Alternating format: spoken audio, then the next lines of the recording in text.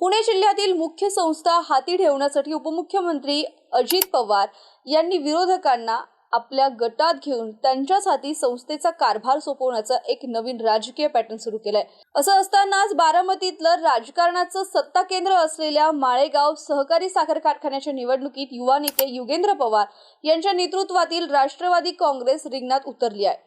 हे पाहून उपमुख्यमंत्री अजित पवार यांनी स्वतःच उमेदवारी अर्ज दाखल करून एक नवा डाव आखलाय।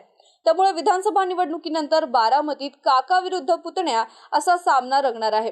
उपमुख्यमंत्री अजित पवार यांनी पुणे जिल्ह्यातील सत्ता केंद्र ठरलेली निवडणूक ताब्यात घेण्यास सुरुवात केली आहे। इंदापूर तालुक्यातील भवानी नगर येथे छत्रपती सहकारी साखर कारखान्याच्या निवडणुकीत त्यांनी विरोधकांनाच आपल्या पॅनलमध्ये घेऊन त्यांच्या हाती सत्ता सोपवण्याचा नवीन पॅटर्न सुरू केला। त्यांनी पृथ्वीराज यांना पॅनलचा प्रमुख करून विजय मिळवला आहे।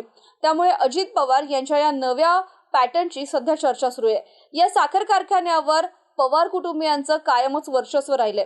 माळेगाव सहकारी साखर कारखान्याच्या निवडणुकीत युगेंद्र पवार यांच्या नेतृत्वाखाली निवडणूक लढवण्याचा निर्धार केला गेला आहे।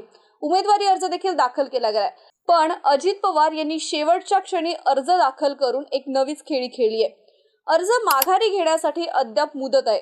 पवार हे अर्ज कायम ठेवणार की ते मागे घेणार याबाबत सगळ्यांनाच उत्सुकता आहे।